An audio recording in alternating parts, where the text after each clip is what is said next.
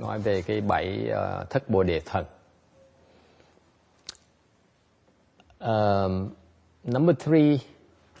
Number one is to have the Dharma selecting eye. Thứ nhất là mình phải có cái con mắt mà nhìn nó chọn cái pháp để mà tu. Chọn pháp rồi thì mình tu hành tinh tấn, dùng sức tinh tấn mà tu hành cái pháp môn đó. So you first select a Dharma door, and then you practice it vigorously. Because of your vigor, that's when number three happens. Cái thứ ba nó xảy ra là tại vì cái lòng tinh tấn của mình. Vì mình tinh tấn thành mình có được cái hỷ. You experience joy. Okay, actually, this joy here, this is a manifestation of a response, and the response with the way, and the bliss you experience is a wonderful bliss because it's bliss associated with the proper dharma, not the deviant dharmas. Thì cái hỷ này là nó cái hiện tượng của cái cảm ứng của cái việc tu hành của mình. Mình tu hành đúng pháp, có thành tâm, có tinh tấn thì mình sẽ được cái cảm ứng. Cảm ứng đó cho mình thấy cái sướng, cái sung sướng, cái hỷ, cái khoái lạc. Mà cái khoái lạc nó đặc biệt ở chỗ là cái khoái lạc này nó khoái lạc từ cái chánh chứ không phải khoái lạc từ cái tà. And in this process here, in the process of joy, you are free from attaching to the deviant or improper views, improper beliefs. Thành ra trong cái khoái lạc này nó không phải sung sướng không, mà nó có đặc biệt hơn nữa là nó không có cái sự chấp trước vào những cái tư tưởng tà, chẳng hạn như là mình tin về cái thường, mình tin về cái diệt, hoặc là mình tin vào cái không, hoặc mình tin vào cái hữu.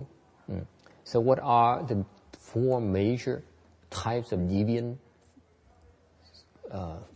kinds of thoughts out there? 4 cái loại tư tưởng mà nó bất chính là cái nào? They are annihilation. Cái thứ nhất là diệt. What does annihilation mean? Annihilation means that everything goes return to emptiness. Diệt có nghĩa là tất cả nó trở về lại hư không. Mình làm gì làm, cuối cùng khi mình chết mình sẽ trở về lại hư không. No matter what you do, you will at death time you go back to emptiness. Okay, so it's irrelevant. The point here is irrelevant.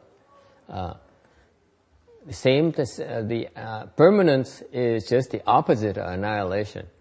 That is, cái thường là sao? Tư tưởng thứ gì mà nó sai lầm là cái thường. Thường có nghĩa rằng no matter what you do, you continue in the same realm where you are. Meaning that if you are a human, then the next lifetime after you die, you're reborn as a human again. Thì cái thường là sao? Là cái tư tưởng nghĩ rằng là mình đã là cái giới, trong cái giới này rồi, cái cõi này rồi, thì khi mình chết mình đổi cái thân này thì mình sẽ tái sinh vào cái cõi này. Chẳng hạn như là đã làm người rồi thì sẽ luôn luôn làm người. Okay. So the problem with annihilation and permanence is that they deluded in their very fact that they fail to understand cause and effect. Cái diệt với lại cái thường đó, hai cái tư tưởng đó nó sai lầm rất lớn, tại vì nó không hiểu về cái luật nhân quả. Because of their beliefs in annihilation and permanence, meaning that it doesn't matter what you do anyway. Okay. Thì hai tư tưởng đó vì không tin vào cái luật nhân quả, thành ra họ chủ nghĩa họ là cái tạo nghiệp không sao hết, mình làm gì cũng không sao hết. nó không có ý nghĩa gì hết. Thành ra cứ thoải mái mà làm. So no matter what you do, it doesn't matter. Either you go back to emptiness or you go back to you stay where you are. So it doesn't matter what kind of the concept of karma is inapplicable. So they it's their excuse for creating offenses. Okay. Cái đó là những cái lý do mà họ lấy cái lý đó để làm bậy. Okay. The other two are a little bit more subtle. Có hai cái tư tưởng tà khác mà nó trình độ nó cao hơn một tí. Okay. Là by the way, how come the thought of annihilation, the view of annihilation, the view of permanence are they stick?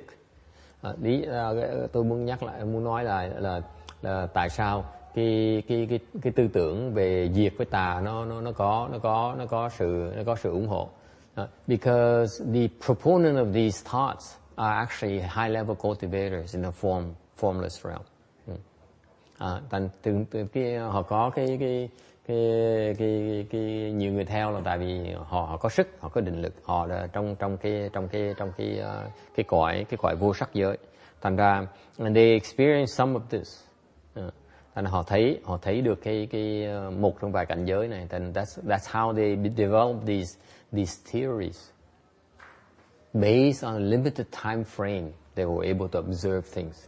Thì họ phát biểu những cái lý thuyết này là tại vì họ quan sát được những cái sự thật của những cái lý thuyết này trong một phạm vi thời gian rất là ngắn. Whereas the Buddha, whatever he teaches us has no time limit. Ngược lại, cái pháp mà Phật dạy mình á là nó không bị giới hạn bởi thời gian.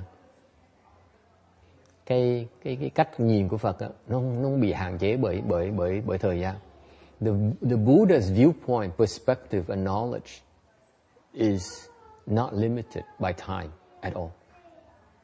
Okay, and that's why these truths here are true only. These externalist truths is only truthful in a limited time span, in a limited number of cases only. It's not they're deluded. They really observe these things happen. Thiệt ra họ có cái trí huệ nơi nhưng mà họ tầm thường đâu. Vậy cái khổ là cái huệ của họ nó vẫn còn eo hẹp. Thành người ta không biết cái chuyện đó. So this is why when you listen to the externalist teachings, you see how confused they are. They are not coherent. They're not consistent. Thành ra khi quý vị nghe những pháp mà ngoại đạo đó, thì quý vị nghe nó có choảng nhau, đầu với đuôi nó không có, chưa chắc nó phối hợp với nhau. Okay, and at a high level, even higher level than the practitioners of annihilation and permanence, is for people who propose that they're either everything is empty, meaning they experience emptiness, or everything is real. That's the level of the advanced practitioners in Buddhism. Bên cái Phật giáo mình cũng có những cái tà kiến, những tà kiến họ tin vào cái không, họ tin vào cái hữu. Okay, and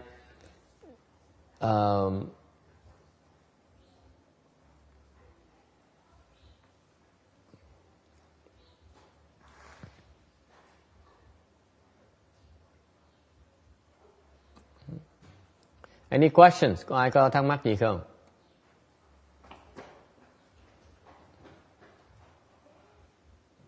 So what is the concept about these Buddhist practitioners who believe everything is empty or everything is for real? Có những cái người tu hành bên Phật giáo mình tin rằng là tất cả hoặc là không, còn nhóm khác là họ tin rằng tất cả là thực sự có. Cái đó là sao? These are very high level practitioners, and they actually see everything is empty. It's pretty remarkable. They experience the emptiness, the state of emptiness. Cái trình độ mấy người này, trình độ họ khá cao. Họ tu đến cái trình độ họ thấy được cái không. Okay. They have not experienced true emptiness yet. Cái không của họ chưa phải là chân không. Cái chân không á, okay, khó mà thấy cái chân không á. Cái không thì thấy được, cái chân không thì thấy không được. What happens is when you practice, you can see the emptiness, but you cannot see the true emptiness. True emptiness is very difficult to perceive. Emptiness is a lot easier to perceive. It's not easy, but it's a lot easier, relatively speaking. Yes. What's the difference then? Difference is that whatever they perceive to be empty is actually empty. Is really not is not true emptiness. It's empty, but it's not true emptiness.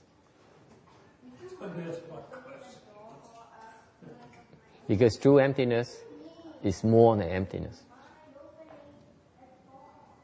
Câu hỏi là cái chân không nó khác, cái không là chỗ nào? Tôi nói là cái không với cái không mà họ thấy đó không phải là chân không, là cái chân không nó có nhiều hơn là cái không.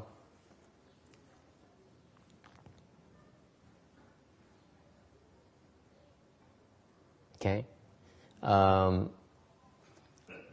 guess. I don't get it. It's a little bit further away from where you are right now. So that's why no matter what I tell you, you cannot get it anyway. Okay. I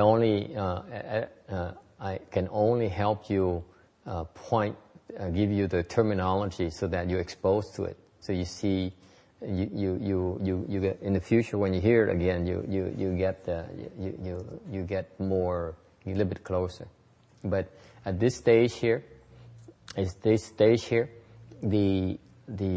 something called true emptiness versus emptiness. Emptiness, the experience emptiness is that emptiness is really empty, but it's not true emptiness. Cái không mà họ thấy được là cái không thiệt sự nó không. Nhưng cái chân không là cái khác nữa. Họ chưa thấy được cái chân không. On the other hand, there's another group even more advanced who can see as everything is real. Có một nhóm khác, trình độ họ còn cao hơn nữa. Họ thấy là tất cả mà mình có đây là thật hết. They talk to you and they say everything is real. You cannot tell me that you're empty. You are real. Because I can feel you, I can touch, I can see you. It's for real. Okay? And có một có nhóm khác nó nghĩ đó là cái thật, cái hữu có nghĩa là nó có thật. Cái gì cũng có thật hết đó.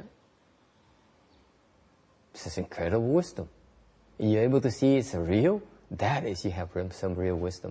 Quý vị thấy được cái thật á, nó có thật á. Trí huệ, quý vị thực sự quý vị có trí huệ nơi đó. Trí huệ rất là khá. But it's not true existence. Nên cái thật, cái hữu đó không phải là chân hữu. Cái hữu mà họ thấy đó, cái thật đó họ thấy đó, chứ phải là sự thật hoàn toàn. Chỉ một phần của sự thật thôi. It's only one aspect of existence, not the entire existence. Yes. The entire existence is called true existence. The entire emptiness is called true emptiness. Whatever to perceive is only a portion of it. Cái vấn đề là vậy đó. Người ta có trí huệ, người ta có trình độ, ta tu, ta thấy được một phần. Ta nghĩ là ta biết, ta hiểu được. Cái khổ, cái đó gọi là cái gì, có biết không? You know what that is called? They practice and they get to a certain level and they open the wisdom and they understand. They see something that others cannot see. Okay, and what the knowledge is real. And they attach to it. What do the Buddhists call that? Người cái bên Phật giáo mình gọi cái đó gọi là cái gì? Hả? Tà kiến, không phải tà kiến. Gọi là gì? Sở tri chướng. What happened is that the Buddha is very kind. He calls it the obstruction of what is known. Đức Phật ngài giảng cái pháp hay dễ sợ lắm. Cái đó pháp nó gọi là cái vấn đề đó gọi là sở tri chướng. Cái mình biết đó, cái huệ của mình đó, nó làm cho mình không thể tiến bộ được nữa. Cái biết của mình, cái hiểu của mình, cái huệ, cái người có trí huệ rồi đó cũng tiến bộ tiếp không được nữa. Vì cái huệ đó, vì cái hiểu của mình. So the obstruction, what is known as is one of the most beautiful things the Buddha taught that I really admire is that concept of obstruction, what is known.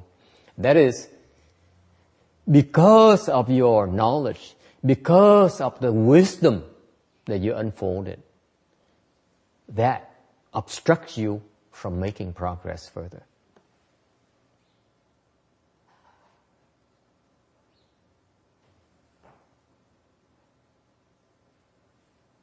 This is why in our temple I try to tell you roundabout corner. I say it's not about being right. What you know is right. It's not that important. That's an aspect of this obstruction right here. When you're right, you get obstructed. Thành bởi cái chùa này khi tôi nói chuyện, tôi giảng pháp, tôi nói cái vị, tôi nhấn mạnh cái vị mình tu hành á, tu hành không phải là đúng, mình cần đúng. Khi mình thấy mình đúng á, là mình đang bị cản trở. Dễ sợ như vậy đó. Đi suy nghĩ cho coi, mình suốt đời mình tu để mình tiến tới, để mình hiểu biết, đúng không? Cuối cùng cái hiểu biết đó nó chặn mình lại. Thành ra mình không cần biết, mình không cần hiểu. Dễ sợ không? Phải xả cái biết đó luôn nữa, mình mới thoát được. Chứ còn mình cái biết, mình ôm chặt cái biết đó là mình chết với nó. Giống cái hành lý đi xa mà cứ ngày một cái điều cứ ôm một bóng vali đi một cái là cuối cùng mình hết sức. Cái tu nó cái tế nhị cho đó. Cái người mà tới nơi tới chốn á, ta giúp quý vị vất hành lý. Cái người mà chưa tới nơi tới chốn khuyên quý vị nên phải biết thêm nữa. Cái biết, cái hiểu, cái đúng đó, nó không quan trọng, hoàn toàn không quan trọng tí nào. See, this is a subtlety here you have to be very careful about, okay? Because we are creatures of logic, we are creatures of knowledge, we are creatures of rationality, okay? And here the Buddha is telling us that because of that rationality, because of that knowledge, because of that understanding, you obstruct yourself.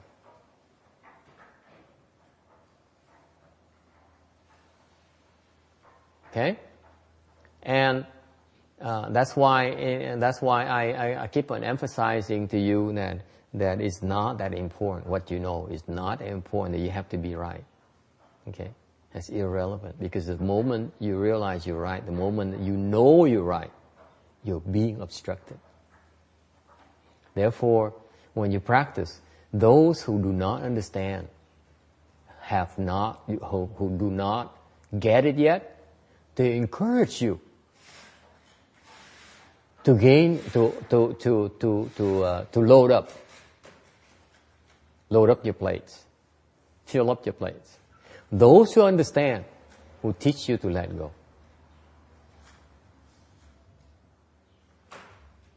So why? What's the difference? Tại sao nó khác nhau chỗ nào?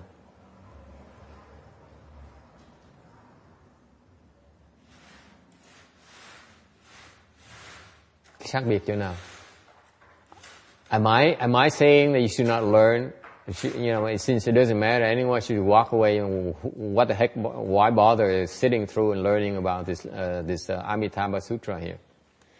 Tôi nói như vậy có nghĩa tôi có nói quý vị là mình có thể nói rằng là vậy thôi, mình học cái kinh làm cái gì nữa, đúng không?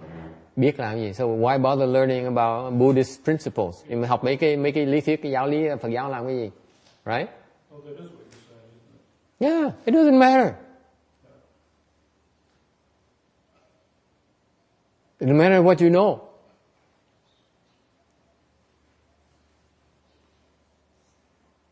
Thế sao? Chị Sư nghĩ sao?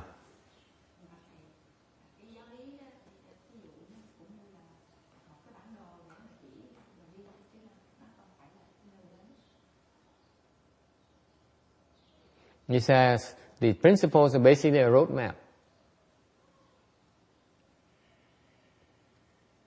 I'm not saying that you should not have a roadmap.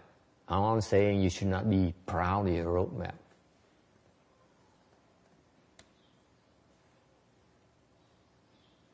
You should not be stuck with the roadmap you have.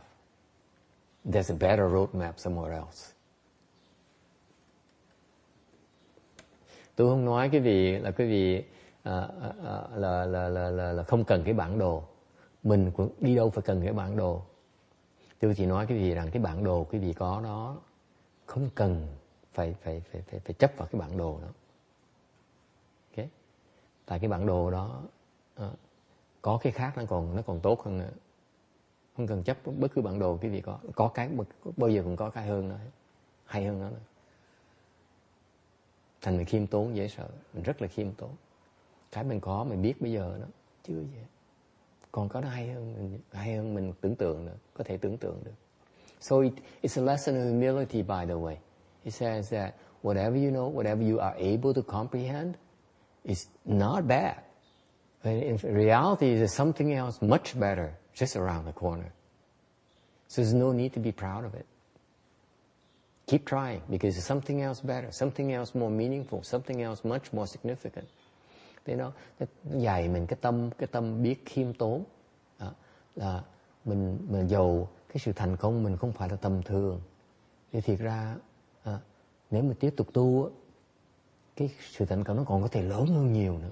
Cái mình có thể hiểu nó còn biết, nó còn quan trọng hơn nữa, nó còn vui thú, thích thú hơn nhiều nữa. Không cần phải chấp cái mình có ngày hôm nay. Cái tâm mà chấp vào cái ý làm với cái mình có ngày hôm nay là cái nó cản trở mình. Because the moment you attach and rely and become proud of whatever you obtained so far, whatever you acquired so far, whatever you realized so far, whatever you certified to so far, you get obstructed.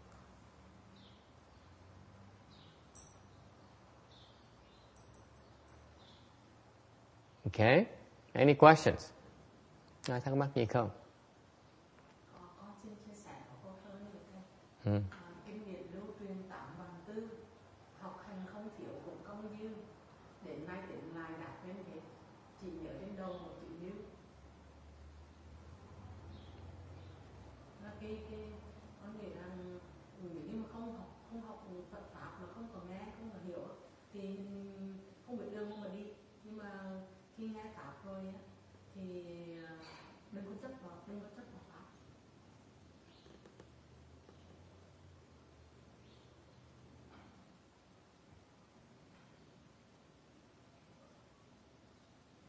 Nếu quên thì đọc làm gì ha? Một vàng cuốn sách nào đọc xong để quên thì đọc làm gì?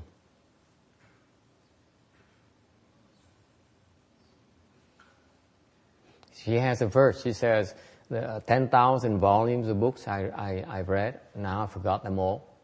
So I only have one thing left. That is the suchness. So the question to her is that if you read 10,000 volumes of books and you forget them all, what's the point in reading it? Đọc làm gì? Như sư đọc làm gì?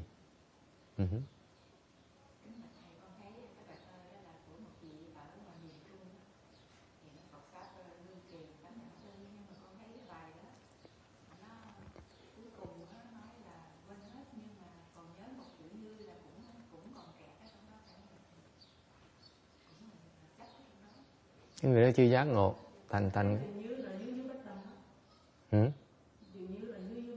như bất động đâu phải là giác ngộ. Nếu mà dùng chữ chấn nhứ thì mình gọi giác ngộ. Còn chữ nhứ vẫn chỉ là định lực thôi chứ chứ phải là huệ. Như bất động chỉ là cái định lực chứ không phải là cái huệ. Định lực nó là nhiều trình độ lắm. She says the suchness here is thus, and so she says He says, the Venerable Bhikshuni here in front says, the verse here says that if you still read the 10,000 volumes and you forget them all, you still have one thing left called thus, okay? Then this person is not enlightened yet. And she's right. Why isn't he enlightened yet? She says, in Vietnamese, there's still one thing left, that thing called thus. He cannot possibly be enlightened. And I say, I have to agree with that. And so the Venerable Phước Từ says, thus is suchness. Therefore, it is a samadhi. I said, samadhi is not wisdom.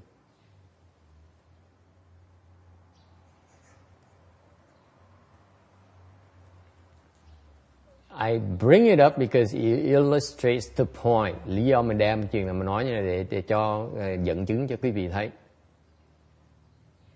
Okay. Không đọc sách không được. You cannot read, cannot not read. If you don't read, and you only but we were to tell you, nếu như quý vị không thể nào không đọc sách được. Tại vì đọc sách để mình, giả hạn như quý vị nói là bây giờ mình kiếm cái bản đồ thôi để mình đi thôi, đọc cái gì tôi cần đi, đúng không? Thầy cho tôi xin cái bản đồ để tới cái mục tiêu tôi thôi, còn phần còn lại đừng làm phiền tôi, đúng không? Let's say you say, okay, I want to get to point B.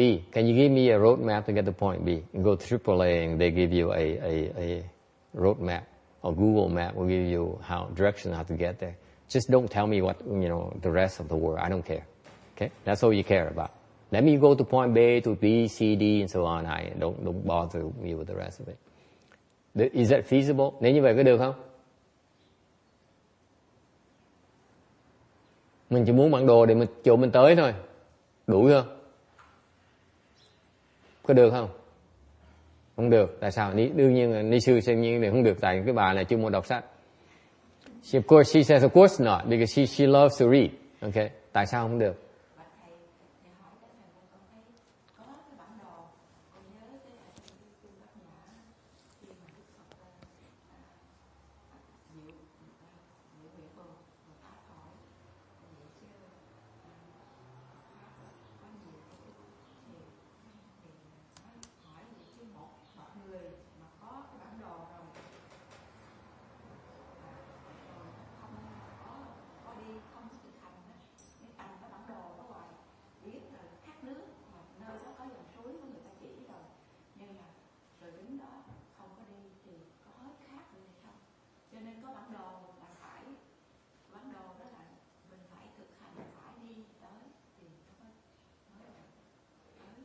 Thì bây giờ nếu mình có bản đồ, mình đi theo bản đồ đó mà tới thì có đủ chưa?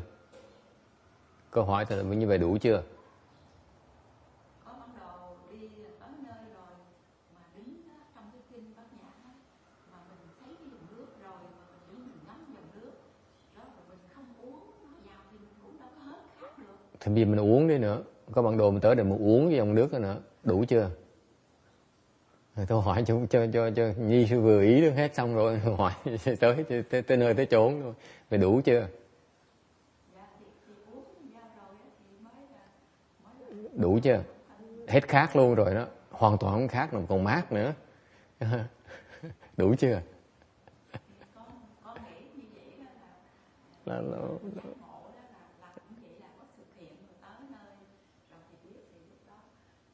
Cũng được. Cũng được. Không được, cũng không được. Lúc đó cũng không được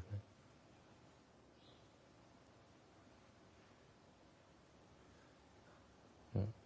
Tại vẫn còn cái khác. Ví dụ vẫn còn cái khác. Trước khi uống thì còn cái khác, sau khi uống thì hết cái khác. Nó vẫn còn hết cái khác. Làm sao mà giác ngộ được? See, this is kind of cute because let me show. You have to be able to appreciate Vietnamese. Okay, it says, if I in the Vasha Sutra, the Prajna Sutra, it says if you have a roadmap and you follow the roadmap and you go to the stream, and if you refuse to take a drink from the stream, then you still haven't got it yet. So I say, okay. So if you have a roadmap and you follow the roadmap to the stream, and then you take a sip of the water, are you enlightened then? She said, yeah, I think so. You become enlightened. I said, no, you're not. Why not? Because before you take a sip, a gulp of water, you still have thirst. After you take a gulp of water, you have no more thirst. You still have something called no more thirst. You're not enlightened. Thấy dễ sợ không? Cẩn thận á. Cái mà không khác á, nó vẫn còn làm mình kẹt như thường. Chứ không phải cái khác mới làm mình kẹt đâu. Thì không còn gì hết á. Không còn khác, mà cũng còn không khác nữa mới được. Đó là bát nhã, tinh thần bát nhã. So I pointed out to her the teaching of Prajna is that you have no thirst nor not thirst. That's the spirit of Prajna.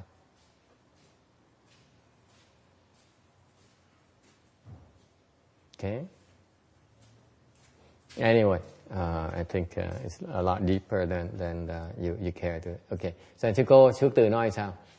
Hay con thấy thầy dạy là khi mình tìm được một người mà cho mình bản đồ để cho mình đi đến đó, mà theo một sự hiểu biết của mình thì thầy hỏi là đã đủ chưa, là cần phải có thêm. Thì có thêm rất là nguy hiểm cho con, bởi vì nó sẽ làm cho mình từ cái phân biệt tâm nó tự khởi lên liền. Giống như là một tác giả, một cái chủ trương, một cái trường phái, một cái pháp môn nào đó. Mình đọc một cái pháp 15 câu cái pháp môn này, nhưng mà khi mình tham tâm mình theo một cái pháp môn, thì tự nhiên trong một tâm mình sinh một cái phân biệt, thì sinh tâm phân biệt tâm, thì cái mục đích của mình rất là khó tiến tới, chậm hơn. Đó là cái của con. Có đúng. Nhưng điều cái ý tôi nói là ý khác. Ý tôi nói á là như vậy nè. Nếu quý vị chỉ lấy cái bản đồ thôi mà để tới bản đồ đó thôi thì quý vị cái tinh thần đó tôi đang gài quý vị vào cái thế tinh thần quý vị là cái tinh thần của nguyên thủy. Mình lấy bản đồ cho mình thôi. Cô Phước Từ nghe không? Thấy bị tôi gài không? Nó lòi ra ngay là cái tinh thần mình, tinh thần cái gì? Đang nghe có hiểu không? Tôi gài cho quý vị, tôi hỏi gài mà. Hỏi đến bây giờ, nếu tôi cho quý vị bản đồ tới cái tìm kho tàng đó, đủ chưa? Sao mà đủ được? Kho tàng cho mình nữa, đâu phải kho tàng cho người ta. Phải tôi kiếm cái bản đồ mà có tất cả, thấy được kho tàng cho tất cả mọi người đó, mới là xứng đáng. Cái thời giờ của mình, cuộc đời của mình. Đúng không? Cuộc đời mình đây mà chỉ lo một người thôi, mình lo thỏa mãn cho mình thôi. Nhưng mà tôi nghĩ cuộc đời còn hẹp hòi, còn có eo hẹp quá. Cô đồng ý không? Cẩn thận nha. Phải hiểu con đường mới đi nó rộng chừng nào. Nó cho mình thấy cái mục tiêu mình sẽ đến chỗ nào. So I pointed out to her that it's a trick question because I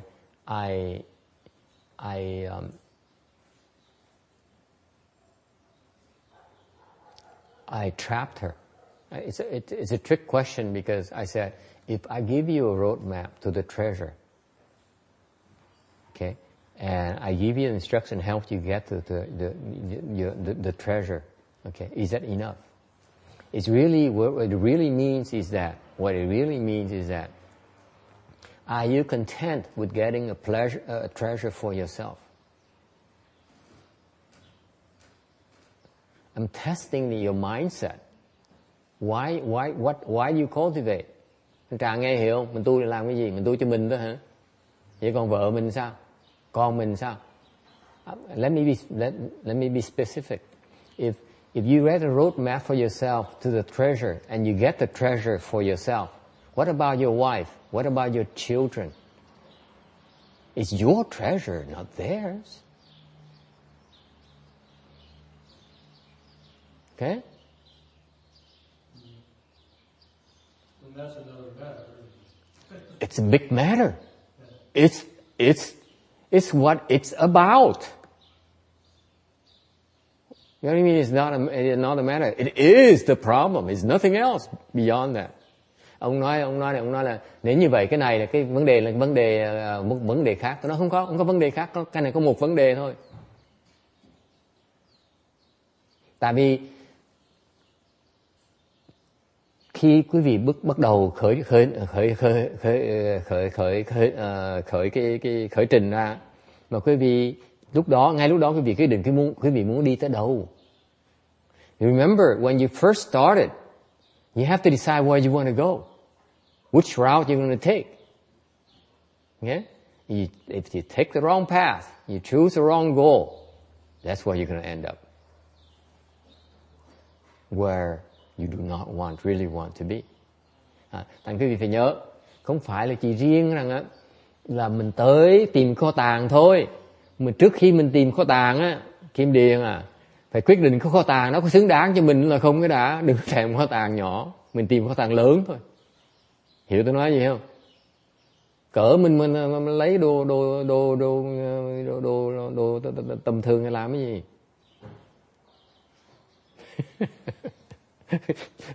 Bất cứ kho tàng gì cũng hiện bây giờ trình độ mình, bất cứ kho tàng gì cũng đủ rồi, đúng không?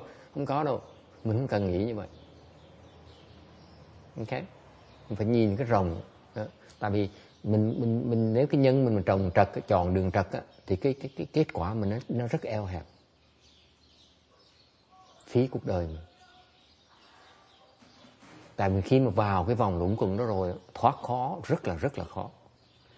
Tại những cái người đó, tôi nói tôi nhấn mạnh cái chuyện này, tại những cái người mà bên nguyên thủy á, họ chọn cái đường hẹp quá. Họ vào đó rồi, họ vào tới tìm được kho tàng họ một cái rồi, họ kẹt cứng với kho tàng của họ, bỏ không được. The reason of bringing it up is very important because you need to decide at the outset, what is that you really want? You want any kind of treasure trove or the treasure trove? Okay? And this is a problem with the this is why I love the Hinayana and make fun of them, because they illustrate the problem. It says at where we are right now as common mortals, to get to their treasure trove is something inconceivable. Okay? A lot more than you can ever imagine. Nói thiệt quý vị, nếu quý vị tìm được cái kho tàng của bên nguyên thủy, một cái chuyện bất khả tư nghị. Nó tuyệt vời không thể tưởng được, không thể nào suy nghĩ được hết, không thể nào thấy được hết, không thể nào hiểu nổi. Nó tuyệt vời như vậy đó. Thành đối mình phàm phu, mình nhìn cái đó, mình nói cái đó là nó quá trời rồi, còn gì hơn nữa đâu, đủ rồi, không có đâu. Có cái nó còn hơn cái kho tàng đó mà không thể nghĩ hơn nữa. Tại sao quý vị phải quyết định là phải chọn một cái mà nó nhỏ như vậy? So I'm asking you, I'm telling you that even though that treasure of theirs is pretty inconceivable, pretty significant, I'm telling you, beyond that is something much bigger, inconceivably bigger, a lot more worthwhile. Okay? And the beauty of that is that you will not be stuck. You go for that. Cái hay của bên cái kho tàng lớn á, là mình không bị kẹt. Okay? Any questions? Có ai thắc mắc gì không? How was the temple, Mr. Sung? How was the celebration? You like it? It was okay. How was the food? Food good? Good food? No. You don't like vegetarian? 入境怎么样？很不错啊！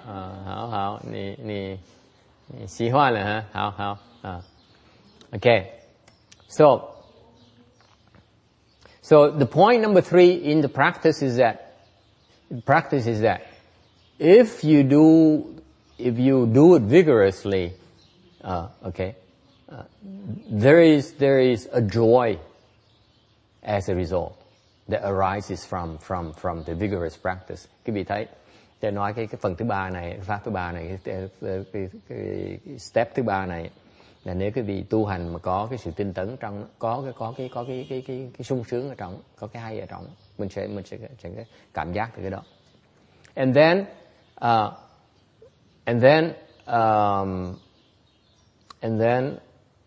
number four is the next step you need to have. That is you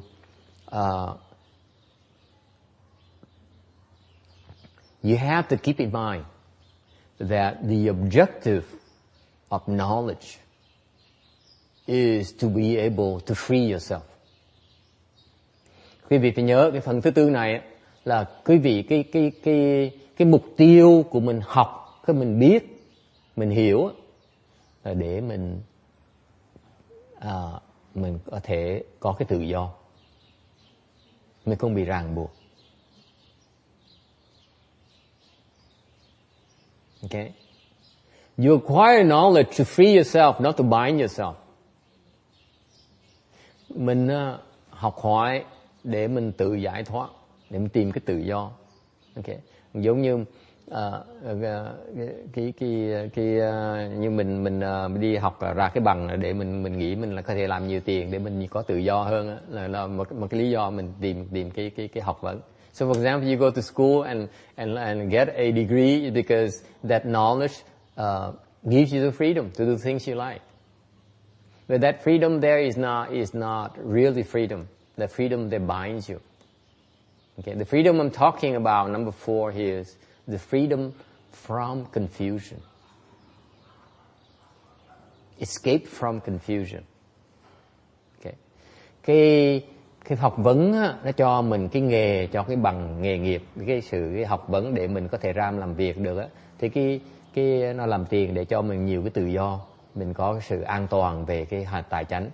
Nhiều cái tự do, cái sướng đó thiệt sự nó không phải là tự do, tại vì nó vẫn làm mình kẹt. Okay. Kẹt chỗ nào? Mình kẹt vào mình bị kẹt vào cái vô minh của mình, kẹt vào cái hồ đồ của mình không biết.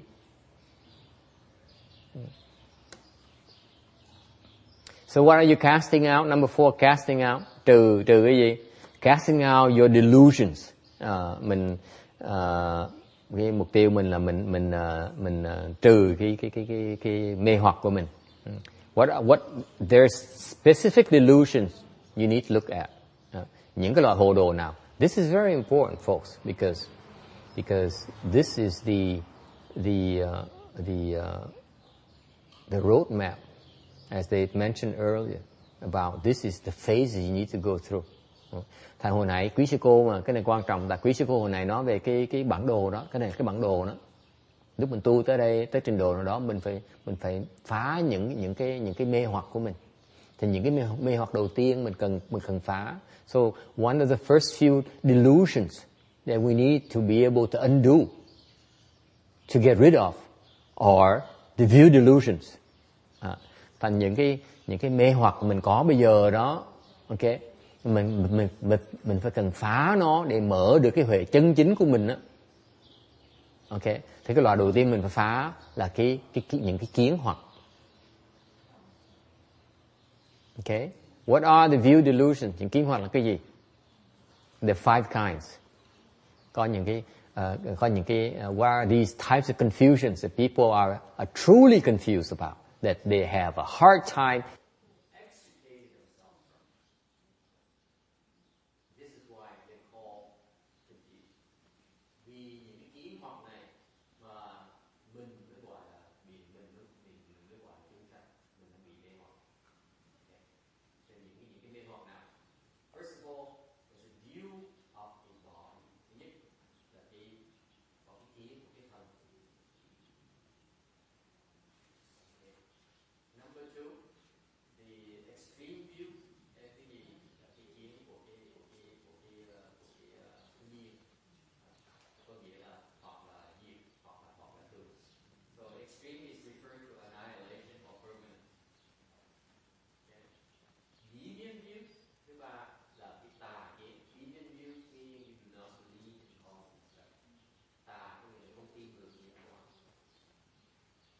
4. You view, grasping at views, cái kiến, chấp kiến. Có nghĩa là this means that you mistake what is not wisdom or power.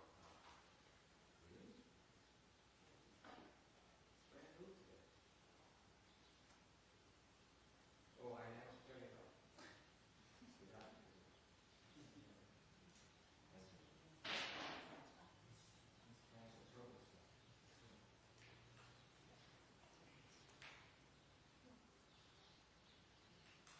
Okay. So anyway, thank you. Okay. This is the unflattering part about Buddhism. We tell you things that you don't like at all because there's nothing you can do about them. Cái là cái khó của cái việc dạy bên Phật giáo mình là nhiều khi mình nói sự thật ra không ai muốn nghe hết đó, mình chả làm gì được hết đó. Okay. Anyway, view grasping at views, cái kiến hoặc mà nó chụp vào những cái kiến. What does it mean? It means that you mistake what is not wisdom to be wisdom. You mistake what is not really a fruition of wisdom to be a fruition of wisdom. Có nghĩa là mình nhìn cái quả vị mình tưởng là nó không phải là cái quả vị của thánh, mà mình nghĩ đó là quả vị thánh. And finally, the view of precepts, meaning that you are you observe the rules of morality that are excessive. They are not helpful towards your liberation. Cái giới kiến này có nghĩa là cái vị tin vào những cái giữ mấy cái giới mà hoàn toàn nó không có ý nghĩa, nó rất là tích cực mà nó vô ích, thành ra giữ những cái giới đó hoàn toàn không có ích lợi gì với việc mở cái huệ quý vị hết. Thì giới chó nếu giới bò cái như vậy đó, sách nói giới chó giới bò đó. Đúng rồi, giới cấm thủ. Okay, any questions about these? These are the first one is the most difficult to extricate. Okay, let me explain to you the first four, and I explain to you the final four, and then I go to the first four. Okay, thứ nhất first one, the precepts. Cái đầu tiên mình giảng ngược lại đi. Cái giới cấm thủ nó là meaning that these externalists they have some spiritual powers. They observe people get reincarnated, a living being getting reincarnated, and therefore they figure that they saw a dog rising to the heavens, and therefore they thought if you want to go to the heavens, behave like a dog. Cái giới cấm thủ có nghĩa là những người ta có thần thông tí, ta nhìn ta quan sát ta thấy là con chó nó chết xong nó vãng sanh, nó sanh vào cõi trời. Ta nói nếu như vậy muốn lên trời là mình giữ cái giới của con chó. Okay, that's wrong. So they have the wrong, they believe in the wrong precepts, and this is the case of these externalists. Thành ra cái đây là cái vấn đề của những cái bên ngoài đạo đó. Ta không có cái giới, cái giới pháp để giúp họ giải thoát. In other words, the externalists, they do not have the proper precept dharma to help them obtain liberation, help them unfold wisdom. Okay? Number two, view grasping at views. Thứ nhì là cái kiến. Meaning that this is particular also a cultivator who reached, a monk who reached fourth dhyana. Cái đây trường hợp của một cái vị tỳ kheo mà tu khá lắm. Tỳ kheo mà tu tới thời buổi này mà tỳ kheo mà tu tới trình độ tới tứ thiền luôn. This monk here reached the state of fourth dhyana. At fourth dhyana, all your subtle thoughts cease to exist. Tới tứ thiền, người nào thắc mắc tứ thiền là gì? Tới tứ thiền thì những cái tư tưởng mà nó rất mịn đó, nó ngừng luôn, nó không còn tư tưởng nữa. Còn Ngân biết không? Không còn suy nghĩ. Bây giờ ngồi một cái không còn suy nghĩ gì hết nữa. Bây giờ ngồi là nghe một cái là lật, ngồi tính toán suy nghĩ. Tôi phải nghĩ cái chuyện này. Cái người tứ thiền hoàn toàn không nghĩ nữa. Thành nó sướng lắm, rất sướng. Cái đầu nó nhẹ dễ sợ lắm. Còn nghĩ là đầu còn nặng. Thành ra cái người tới tứ thiền này, ông tỳ kheo tới tứ thiền này mà tưởng lầm mình là tới tứ quả A La Hán rồi. And this fourth dhyana here, guy here, thought he was fourth stage Arhat. Therefore, by the time he died, he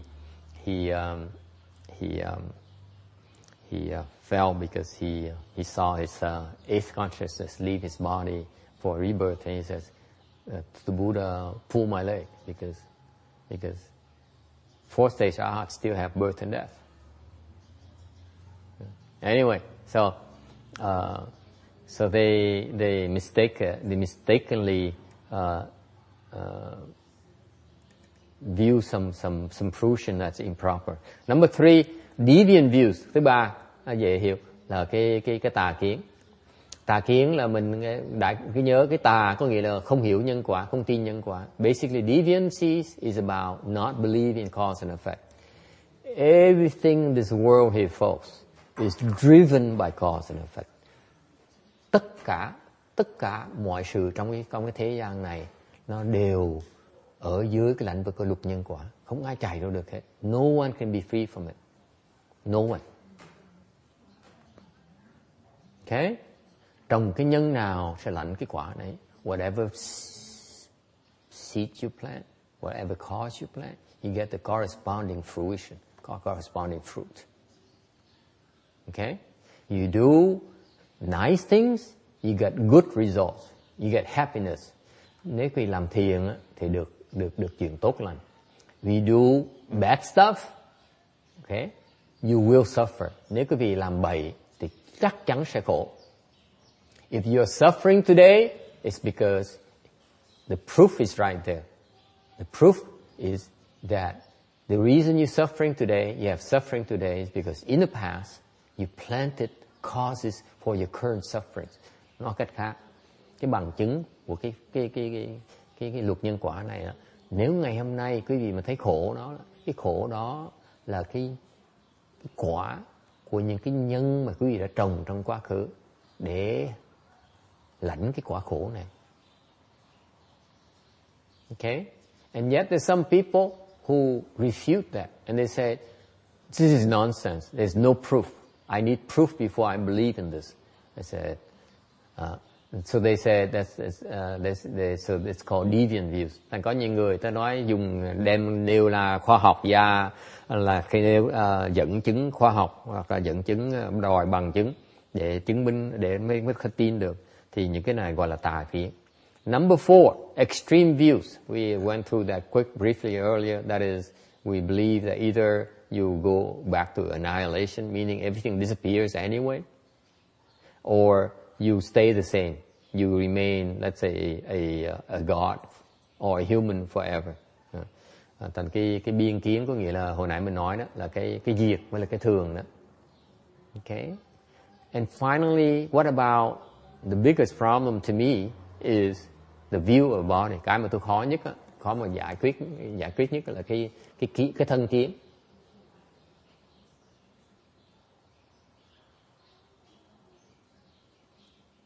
How can you say that a view of body is delusion?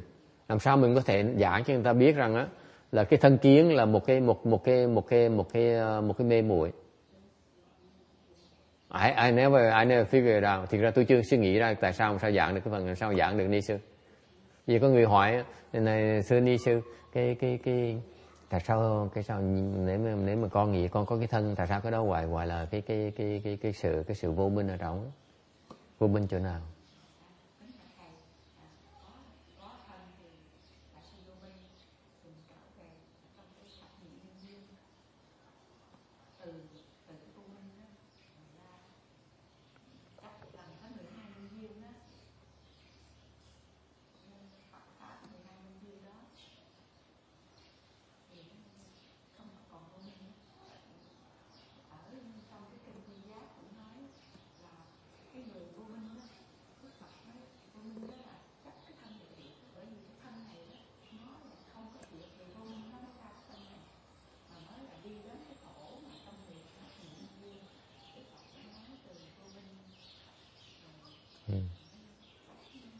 Thì cô phải nghĩ sao?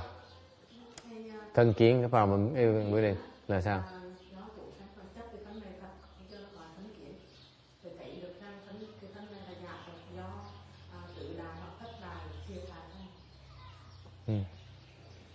They have the answer. I'm glad I asked them first before I explain it to you. I use their explanation then.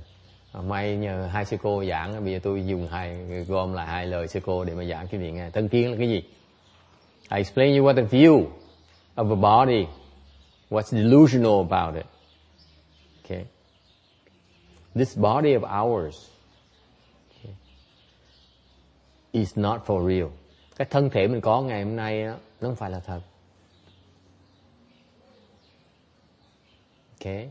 Meaning that what is true then? What is real? What is real to you? Thật đối vị là cái gì? Anyone? Jasmine, what is real to you?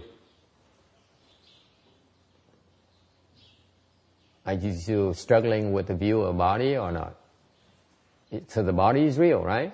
What is real to you? That's what I'm asking.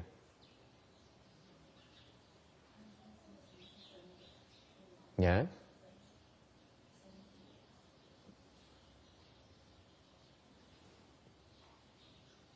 Eating chocolate. Let it melt in your mouth. That's real, isn't it? It is. Right? Mình ăn sô cô la mà để trong miệng mình nó tan trong miệng mình ăn mình thưởng thức cái hương vị nó. Cái đó thiệt chứ đâu phải không thiệt. Right? Agree? Làm sao nói là không được? Làm sao nó là giả được? Cái hương vị nó thiệt, làm sao nó giả được? Hả?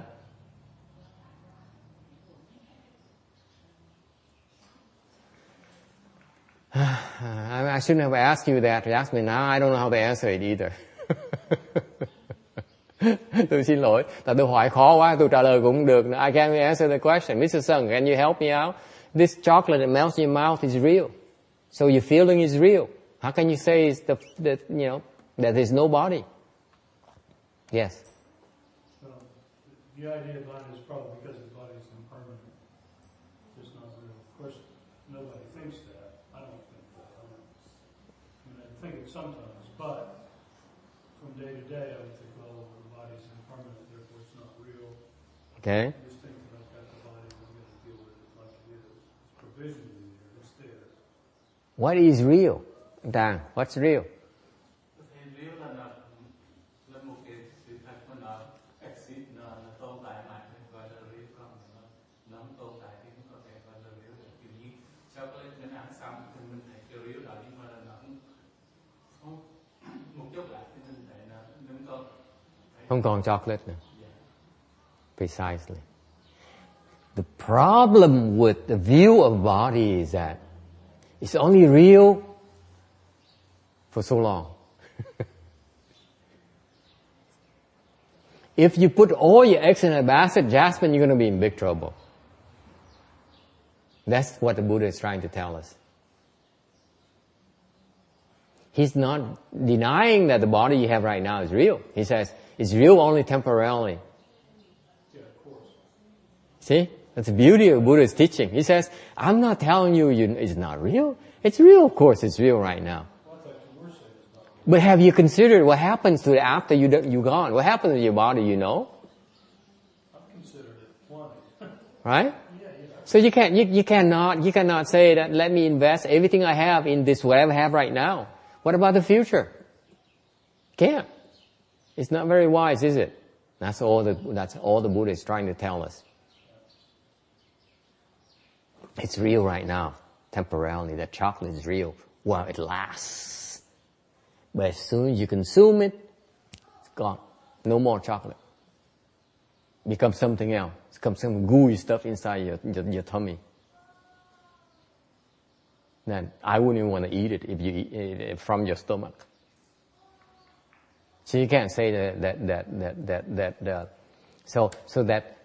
so the chocolate is not real. But what about the real feeling? Is it real?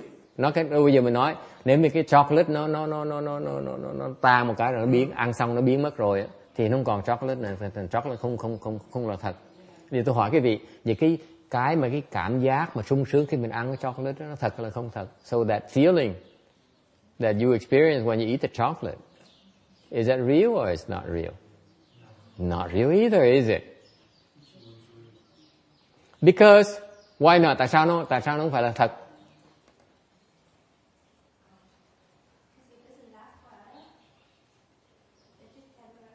It's temporary. Okay, nó tạm thời. What else?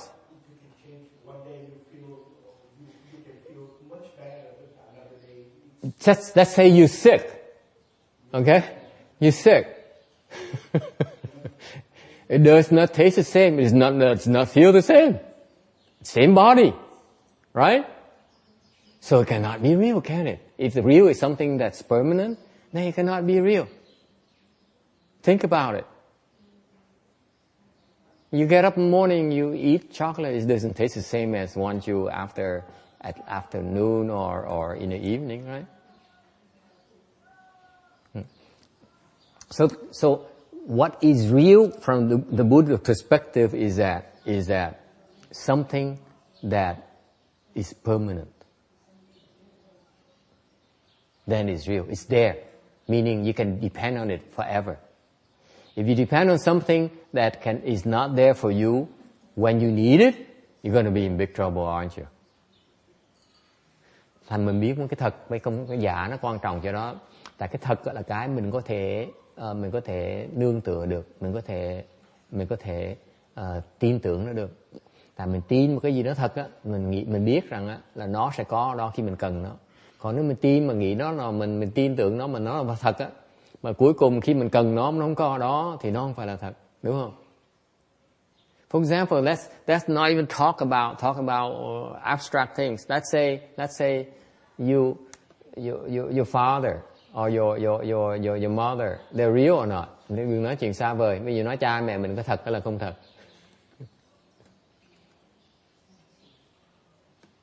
Right now, your parents to you are real because you can depend on them. Hiện bây cha mẹ mình nó thật là tại vì mình có thể nhờ vả họ được.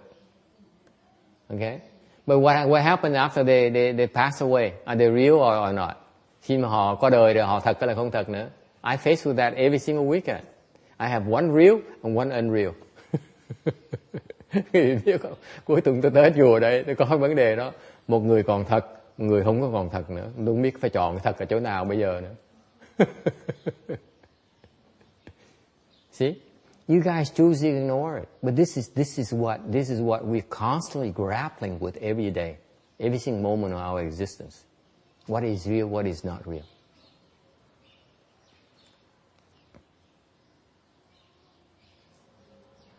Có vẻ nó hơi khô hài thì nó thực sự nó thiệt sự là tại vì mình phải tìm cái gì thật, đúng không? Mình tìm cái sự thật mà. We are seeking truth, we're seeking reality, right? We seek to know where truth is. Okay? And let me tell you that body that we believe to be true is certainly not true. Because it is not real.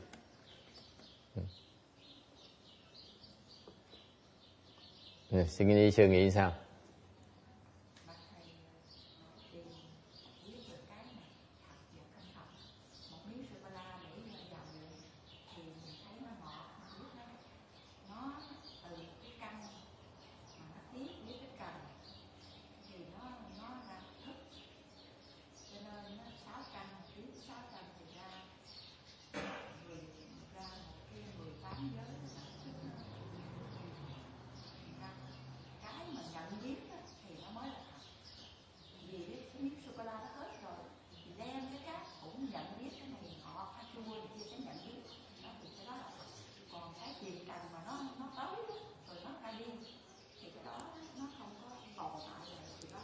Interesting point here.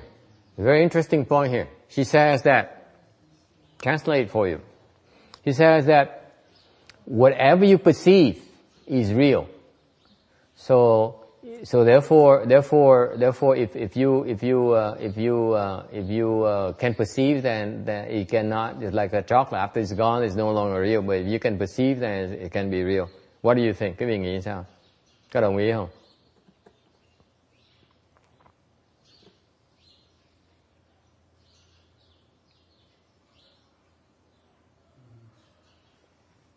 Yes. I perceive a lot of things that turn out to not be real. They're from the eyesight. And then you perceive it. Doesn't mean it's real.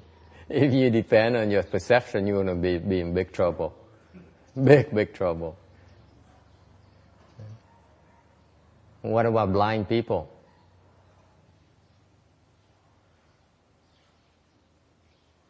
How about deaf people? They don't have their senses anymore.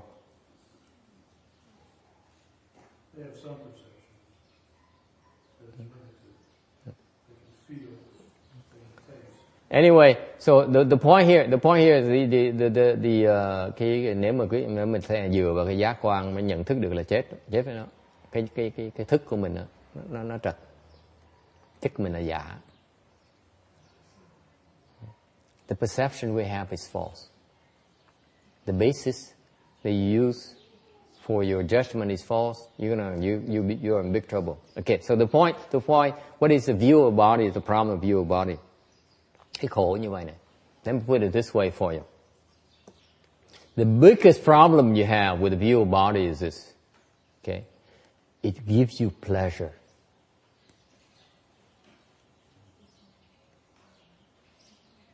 Cái khổ nhất á, về cái thân kiến á, là làm mình sướng. If you don't have that pleasure sensation, you have no problem with the view of body. It's that pleasurable sensation that makes you hang on to it. Cái khổ mình á, là không phải là cái thân, cái khổ mình là tại mình thích cái sướng, cái cảm giác sướng mình thích. Yes. That's right. That's right. That's right. Thành ra mình tu là mình kiếm cách mình chặt cái tham sướng đó. How do we do that? At this temple, ở chùa này mình làm cái gì? Mình xếp bằng.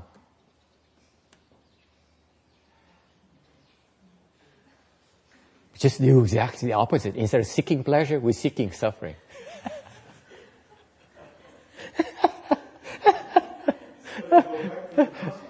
Yeah, constantly always go back to that. Tại cái chùa mình làm sao? Chùa mình thay vì như thường lệ mình mở mắt một cái, mình tìm cái sướng, phải không bác thân hương? Đúng không? Sống phải tìm cái sướng, tìm cái vui chứ, đúng không? Vui một tí thôi mà còn bao lâu nữa đâu mình sướng cái đã. Đó. Thành ra ở đây mình tu bằng cách nào? Mình xếp bằng một cái để mình tìm cái sướng, mình tìm cái khổ. Thay mình tìm cái sướng, mình tìm cái khổ. Nó đi ngược lại ngay lập tức. Tại nếu không làm như vậy, mình chạy theo cái sướng, mình vẫn kẹt cái sướng như thường. Mình phải bước đầu bằng cách mình tìm cái khổ, thì mình mới xả được cái sướng. Tế nhị như vậy đó. Quý vị thấy cái pháp đó nó rất là tế nhị. Yeah. He doesn't buy it. God. Shucks. Thành ra, tôi nói, so I said, you know, because the moment you open your eyes in the morning, your first natural reaction is what? Cup of coffee, right? Isn't that what people do? Buổi sáng, isn't that right? What you do routine in the morning? You know, 喝一杯咖啡，对不对？喝杯咖啡，有点心，吃点心，对不对？有時候，giống quý vị nhớ buổi sáng mình dậy một cái là muốn húp một cái ly cà phê, đúng không? Để làm cái gì? You see, this is what my brother does every morning. He gets up in the morning, gets out, not about brushing his teeth yet, chưa đánh răng súc miệng á, thì bước dậy một cái là bữa ra ngoài lật lọt chạy ra ngoài kia, hâm nước sôi để làm ly cà phê để uống cái đã. See, this is ritual my brother does every morning. He gets up in the morning, okay. He opens the door and goes out to the kitchen, and he have some hot water and makes a cup of coffee. For over 10 years now, I've been witnessing this. Hơn 10 năm rồi. Ngày nào cũng thấy, ngày nào cũng đi làm cái ly cà phê cái đó. It's so typical, isn't it? We get up in the morning, we seek pleasure immediately. We want to do something pleasurable. Có đúng không? Cái gì để ý không? Mình dậy một cái là mình làm, mình có cái thói là mình làm cái gì mà nó làm mình thích thú. Là ăn hay là uống. Usually it's eating or drinking. Isn't that right? Có ai đúng như vậy không? This is what the Buddha says, no breakfast boys and girls. Mới Nhà Phật mới nói là không được ăn sáng. It's so subtle. You don't get it. I mean, the Buddha is so clever. He says, okay, I cannot be known as a guy who forbids you to eat breakfast, okay? It's not a good image. So he says, just no breakfast.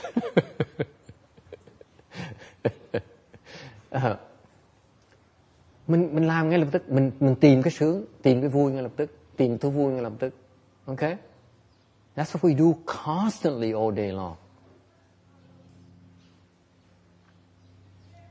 And that's why if you keep on indulging that, you are getting engaged in that confusing state of mind. So cultivation, we do just exact opposite, so that we can see why. If you can bear with the suffering, then you say, oh, maybe the cup of coffee is not a big deal anymore compared to the other stuff I got. Okay? Thành nói gì nói nha, có cái ông kỹ sư Đông mình nói tìm cái khổ vừa phải thôi chứ tôi còn bao nhiêu nữa đâu mà tôi khổ đủ rồi, thầy dụ tôi đâu có được. I suffer enough already. You can't talk me into crossing my legs. Forget it. I try. Okay, any other question? Okay, so the thing about the view of body here, it can be broken down, but let me tell you, if you can break through that attachment to pleasurable sensations, you are very close to sagehood.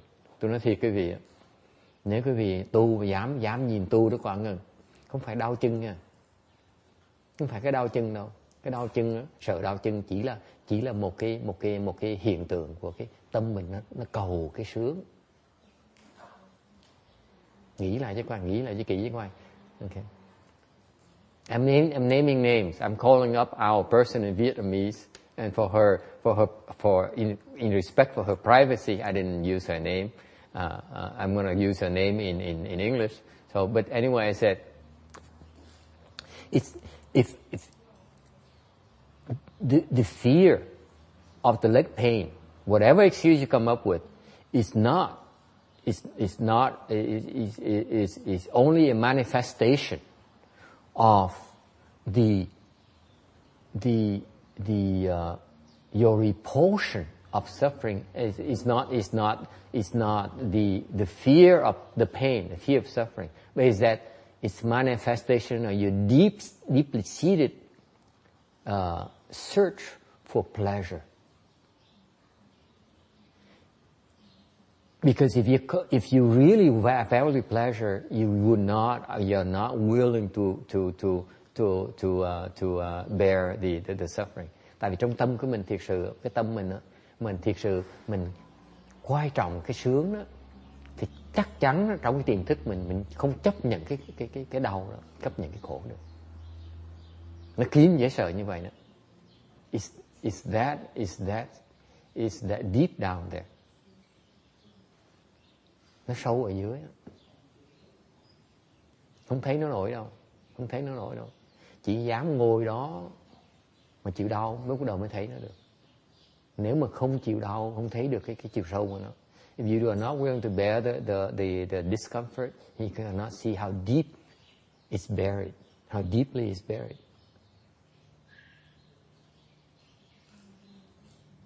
You see, because it has so many layers.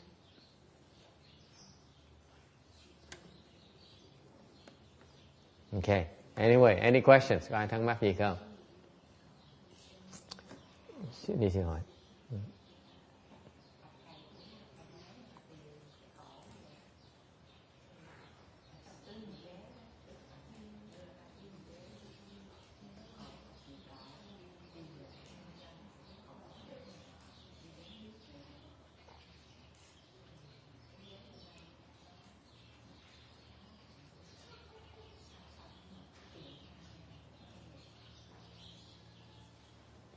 nói gì tôi không hiểu nè. Mà sao?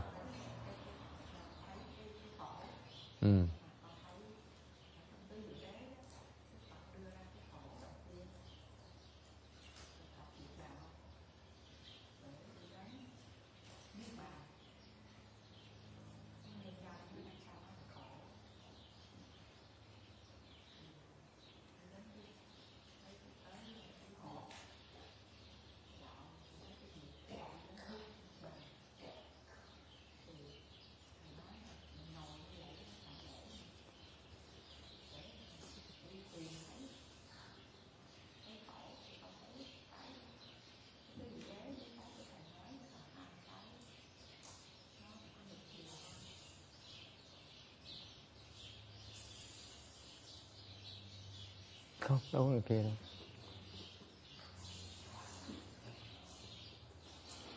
Mình thấy cái khổ để mình không có bỏ nó. Cái pháp nó hay hơn nhiều. Tại như vậy này, cái sướng á, mình chấp vào rồi. Ít người mà từ bỏ cái sướng đó. Một khi mà có cái sướng rồi nó dễ, nó khó. Cái khó là cái khổ. Cái khổ là không ai chịu tìm nó hết đó. Ok, ai cũng từ bỏ nó hết đó. Cái sướng ai cũng thích đó, nó dễ. Cái mà cái khổ là ai cũng từ bỏ, nó khó mà giải quyết lắm. Thành khi mình tìm cái khổ như vậy thì mình dám tức là mình dám nhận nó thì mình mới thấy được cái sướng thật sự. Còn cái sướng mình có bây giờ đó nó còn chưa ra gì hết. Cái sướng thật sự khi mà quý vị dám nhận những cái thử thách đó, cái sướng này nó lớn hơn nhiều mà quý vị đang có bây giờ. Hiện bây giờ cái sướng quý vị đang truy cầu đó, đang coi đối với quý vị rất quan trọng bây giờ đó, nó vẫn bị hạn chế. Ăn no một cái bụng nó nứt, chịu thôi, không cách nào hơn được nữa. Chứ còn cái khổ, nếu mình luyện công, mình dùng cái khổ đó thì cái sướng của mình sau này nó lớn hơn, nó được nới ra.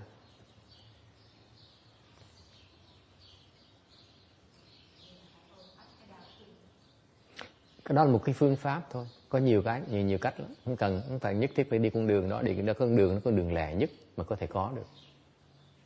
Đâu phải ai cũng có thể cần đi con đường đó. Có nhiều người đi con đường như thế, đi vòng vòng quanh thì nó chậm hơn một tí. Để cuối cùng cũng thay vì đi thẳng thì đi lui đi tới như vậy, thế nó chậm hơn tí thôi. Tùy cái duyên mỗi người. Giờ tôi không nói có nghĩa là phải bắt buộc làm như vậy, nghe, cái vị đừng hiểu lầm tôi nha. Tôi không phải bắt buộc làm phải như vậy. Vấn đề tôi nói là những cái người mà có cái duyên mà đi được đường thẳng, có đường nào thẳng cái đường đó hết. Bất cứ cái đường nào khác nó phải đi trở về lại cái chỗ đó hết. Chạy đâu chạy, trước sau phải chạy về trại vậy đó. Ok. Thành ra cái gỡ nếu mà đi thẳng như vậy gỡ lẹ hơn. Còn nếu mà đi chạy quanh co như vậy, cuối cùng mình gỡ cũng trở lại chỗ đó thôi. Cũng chừng đó thôi. Đó, ý tôi nói như vậy chứ không phải tôi bắt buộc là mình phải chịu cái đau, bắt buộc mình phải chịu ngồi phải xếp bằng, đâu cần đâu. Mình đâu cần xếp bằng đâu. Có nhiều người ta giác ngộ tôi đâu có xếp bằng đâu. Có nhiều ông Đà La Hán giác ngộ đâu ngồi kiết già nổi đâu. Ngồi được nửa tiếng. Đâu cần. Đều tùy cái mục tiêu mình muốn là gì, mình trồng cái nhân để làm cái gì. Trồng cái nhân để mà cái nhân mình muốn cái cuối cùng cái quả mình nó bự chừng nào mình phải nhìn ngay bây giờ này. Nếu mình trồng cái nhân nó eo hẹp quá thì sau này cái quả mình chả bao nhiêu hết. Uổng thì giờ của mình, uổng cái duyên của mình, uổng cái cơ hội của mình. Ý tôi nói chỉ chừng đó thôi. Chứ tôi đâu phải bắt quý vị phải theo làm như vậy đó. Tại nhiều khi có nhiều người ta có cái sự kết buộc khác, chẳng hạn như ta có gia đình, ta phải lo gia đình cái đã, sao mà nói chuyện tu hành cái đường người ta được, đúng không? Tại sao ta đâu có thì giờ đâu biểu người ta ngồi tu thiền được, hay là ngồi niệm Phật được, đúng không? Mỗi người cái duyên nó khác nhau. Okay. All right. Any other questions about these these views? Okay. They call the quick servants because they arise in our mind very quickly. Lý do cái này gọi là kiết sử, kiết là lẹ, kiết sử. Kiết sử là tụi nó là nó rất lẹ mà tới làm nô lệ cho mình, nó tới phục vụ cho mình. Hả? Sử là nô lệ chứ không phải là trói buộc. Sử là cái người tôi, người tớ. Nói sử. Nó sai sử mình sai sử cho nó nữa, hai cái đều mình làm nô lệ cho nhau. Okay, they arise, they form in your mind very quickly. These types of views form in your mind so easily, so readily. Là cái tâm mình nó hay tạo những cái tư tưởng này một cách dễ dàng. Okay. All right. And you cast out these afflictions. This is the important part. Okay. Và chuyện khác nữa là quý vị trừ bỏ những cái phiền não. Okay. What are these specific afflictions you need to look at, trying to undo from your psyche? Những loại phiền não nào mà quý vị phải chú ý tới. Tham sân si ngạo với là nghi. There's 5 kinds of afflictions that are not good for you. Greed, hatred, stupidity, arrogance, and skepticism. 5 cái loại này nó tai hại lắm. Okay.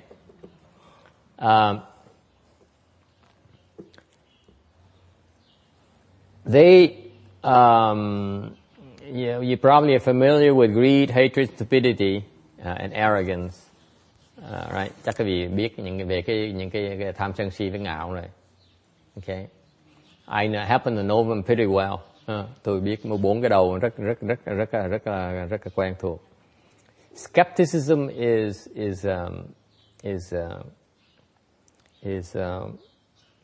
seems to be that people seem to be so skeptical nowadays. I just wonder why. Thì bây giờ cái thời buổi này thấy ai cũng có vẻ hơi đa nghi một tí.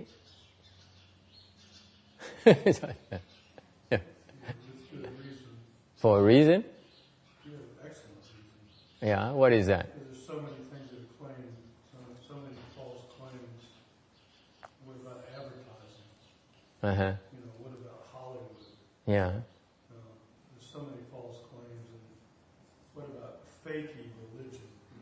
Yeah. Religion. Yeah. You got to be skeptical. Being cynical is more useful.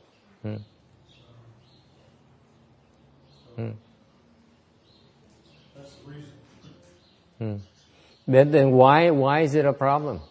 It's helpful, isn't it, to be skeptical? And because you want to be skeptical until you have proof, until you have the facts, until you have more data to decide.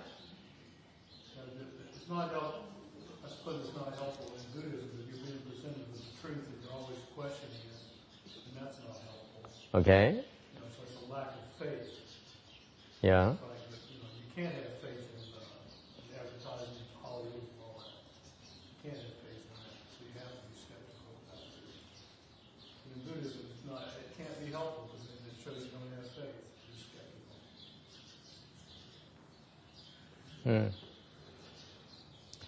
Nghi là vì bây giờ phần lớn người ta đem cái sự không chân thật ra mà đem tới cho mình không.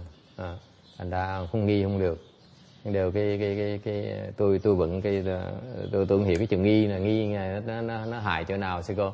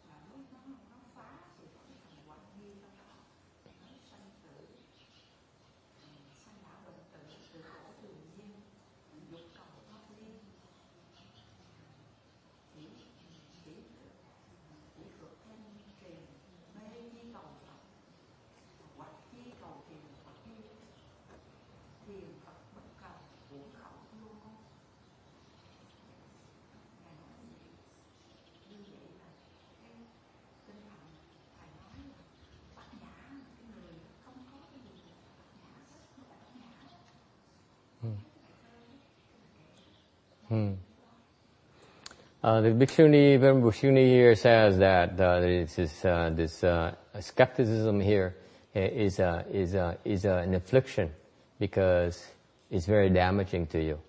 Cái nghi này á, mà sư cô nói đúng, cái nghi này á, mà mình nói cái trong Phật dạy trong cái Phật chỗ ở đây mà Phật nói ở đây á, là cái nghi này nó rất tai hại cho mình. Tai hại cho nào? Tại mình ngờ rằng á, những lời Phật dạy là không đúng. You skeptical about the Buddha's teachings. That's why it is so damaging to you. Okay? You're skeptical towards a being who would never tell a lie. Quý vị nghi một cái người mà không bao giờ nó láo hết, không bao giờ nói dối hết. Nghi làm cái gì? Why do you need to be skeptical? And put it bluntly to you. What is it to the Buddha? What are you to the Buddha for him to come and lie to you? Quý vị nghĩ cho coi. Mình là gì mà mình là có xứng đáng gì để Phật tới phải bịp mình làm cái gì? Yes. Oh, Ước has an idea. Yes. You may not be skeptical to the Buddha teaching, but you might be skeptical to the delivery person who's the monk or who's the Dharma. Is that? Okay. Yeah, you're opening a can of worms, but what else is new? Nói là cái nghi không phải nghi Phật như đi nghi cái người tăng đi mà lập lại cái lời của Phật đó, giảng cái lời của Phật đó. Có quyền nghi không? Is it okay to be skeptical towards a monk who explained the Buddha's words, Amy? Why not? It's okay, right? Absolutely, right?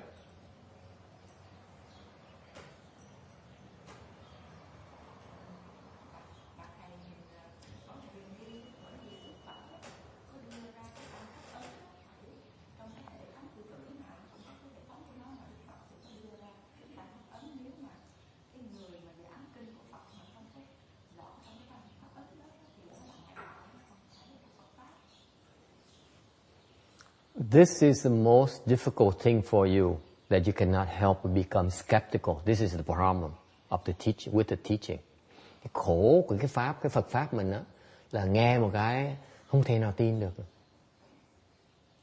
Chứ không phải là vì Phật, tại vì cái lời Phật dạy nó khó tin quá đi. It has nothing to do with the man or the woman. It has to do with the message. The message is too tough to swallow. Okay? Yeah, the man is only, sometimes a person you can feel is trustworthy, sometimes you're not. It's not even the real problem. Real problem is that the message is just too difficult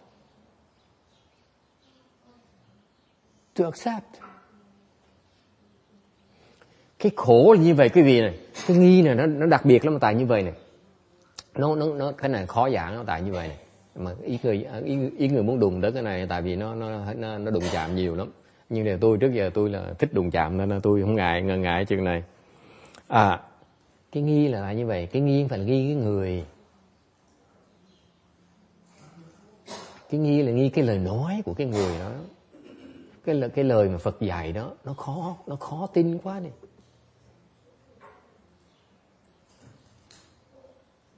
Nó khó quá đi.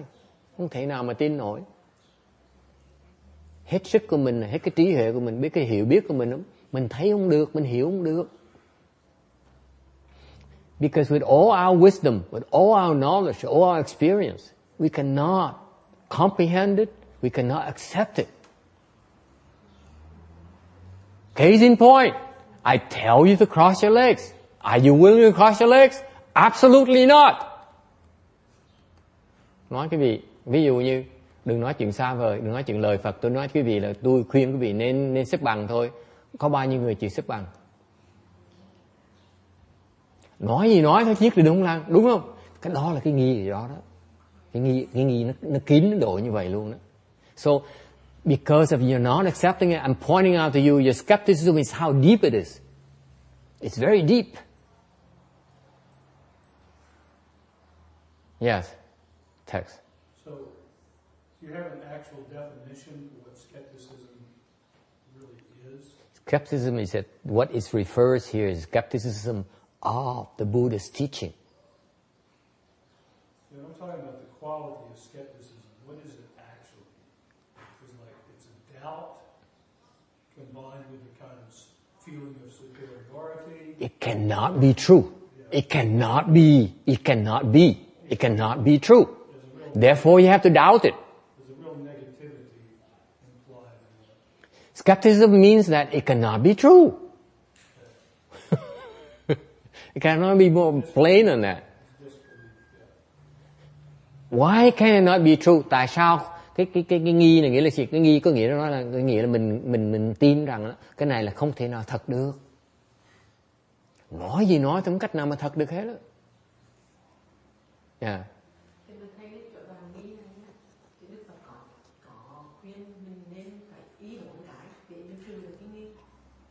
Là cái gì? Okay. Ý nghĩa bất ý ngữ, tức là cái lời nói thì mình hiểu được, đừng có chấp vào cái lời nói, đừng có chấp vào ngôn ngữ. Thứ ba là ý liệu nghĩa, bất ý bất liệu nghĩa. Ý Liệu, những cái pháp là cứu cảnh chứ đừng có pháp không tiền đó. Là tức là liệu nghĩa, chính là liệu nghĩa, chứ không phải chính không liệu nghĩa. Okay. Yeah. Okay. She has a good one. I'm too bad you cannot speak it to me. Now she got the fourth one. Cái thứ tư là gì? Phải chọt một cái. Trước giờ bị chửi quen, bây giờ được bắt đầu mới được thi khen, thế là quên, nó sướng quá, quên phức ngay lập tức. Cảnh hơn 1 năm là cái chửi không, bị chửi không à. Cả năm nó ngồi chửi cái bài chửi trên đầu ngày chửi cả năm trời, bây giờ bắt đầu mới khen được 1 phút là bài bên kia bà sướng quá, bà quên hết. She started talking about four dharmas that the Buddha taught to eliminate the skepticism, and she says she has a good one here. And she got to the third one, and I said, "Wow, this is good." And she knew I was approving her. And immediately when she realized I was approving of her, she forgot the fourth one immediately. I said, "She's been here for over a year now. All I did for the last year or so is to scold her."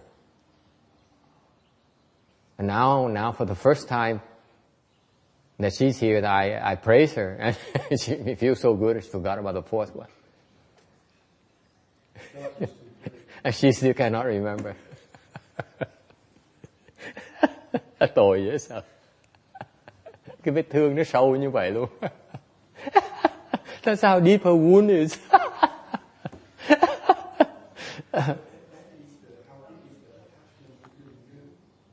Yes. Absolutely. Absolutely. Absolutely. Very good. Precisely. And they still don't get it. Because as soon as you feel that good, it overwhelms you. The proof is right there. You see, you guys still don't get it. I'm laughing because I see how it overwhelms you, how it confuses you.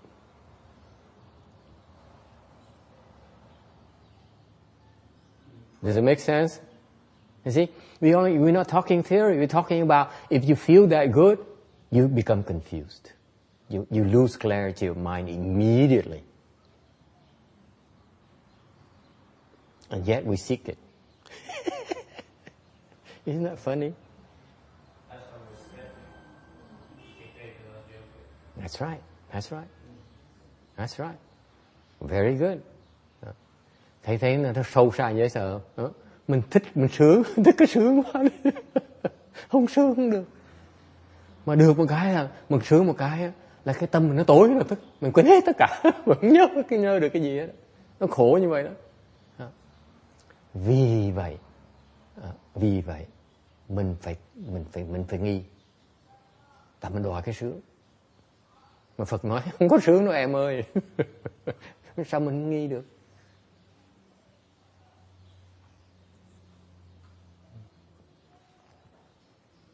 Okay, it's just too difficult to accept. No way. It cannot be the case. Okay? Because it unravels the deepest part of your belief. Tại vì mình phải nghi, mình không chấp nhận được, tại vì nó thọc vào cái chỗ rất sâu trong tâm mình chịu không nổi. Mình phải nghi. Cái chỗ đó mình muốn ai biết hết á. Đừng có nhìn nó tôi, để tôi yên thân. Okay? Đừng có đụng tôi. Đụng tôi là không được. Mình phải nghi. Mình phải bỏ. You need to reject it. Skepticism is a form of rejection because it threatens you. It threatens your world. Cái nghi là một cái loại từ bỏ. Tại vì mình phải cần từ bỏ nó, tại vì nó đối với mình nó có cái sự nguy hiểm. Nó có nguy hiểm đối với thế giới của mình. Thành mình thì chấp nhận nó được.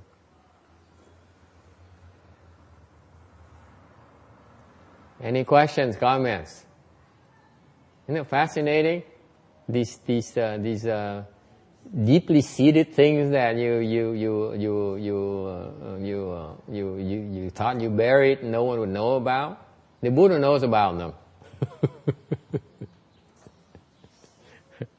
Cái thầm kín của mình cứ nghĩ con mình biết, không ai biết, thì ra Phật với Bồ Tát biết hết. Mình cứ nhất định đòi giấu cho được. Yes.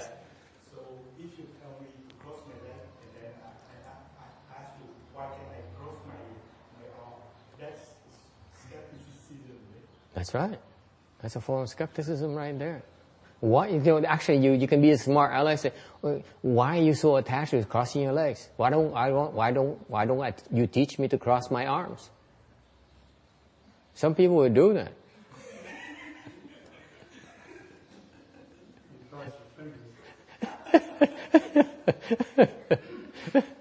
You save a lot more time by crossing your fingers, even.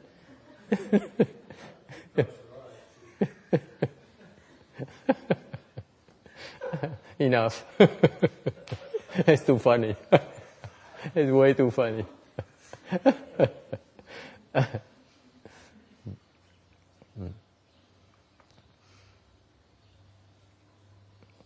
Okay? Let me point out to you in closing, skepticism, you're skeptical because you feel threatened. Nói tóm tắt quý vị, lý do quý vị có lòng nghi là tại vì mình đang bị có nghi là tại mình đang cảm thấy mình đang bị nguy hiểm. Threaten is Vietnamese, so threaten is what? Bị đe dọa. Mình đang bị đe dọa. Mình phải nghi. Nó dễ sợ lắm. Let me elaborate a little bit for you because I have a few more minutes. Why do you feel threatened? Tại sao quý vị thấy mình đang bị đe dọa? Hả?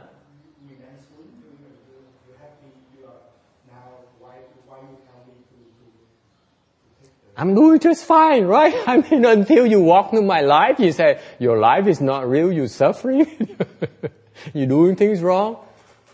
Are you kidding me? I'm a rational person, I'm an educated person, I'm a reasonable person. You cannot tell me my life is wrong. Okay? You cannot tell me my life is not real. You cannot tell me my world is not real. Cái khổ là cái Phật pháp là thiếu khéo léo lắm. Nó trơn tru vậy thôi. Và cái Phật pháp gì mà nói là cuộc đời mình nó là giả, mọi sự là giả. Những cái gì quý vị thấy cái này là không phải là thật. Thành ra mà cái thế giới trước giờ mình sống là mấy chục năm là như vậy rồi, bây giờ ta nói là sai, làm sao mình chấp nhận được? Okay. Sao mình thấy đe dọa được? Cái thế giới mình đã xây mấy chục năm rồi. Your world, you've been building your world for 50 years now. And someone comes along and says, your world, the world you're building is false. How can you not help but be skeptical? Đúng không? Mình bỏ cuộc đời mình xây một cái thế giới của cuộc đời của mình. Xong bây giờ có người tới dám nói mình cái cuộc đời quý vị đang sống mấy chục năm này đó, tất cả thời giờ này, cái đó là nó giả, cái đó là nó hư. Làm sao mình tin được?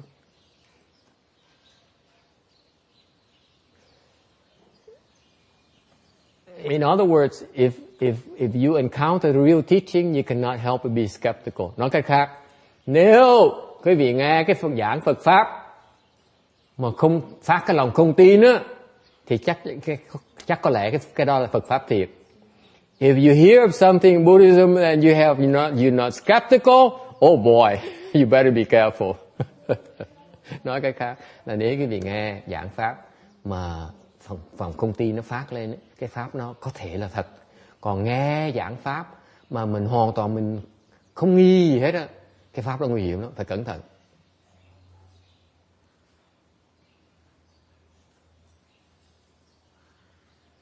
Okay? That's all I can do to help you out. Otherwise, I can't do more than that. Okay. Any question? Yeah.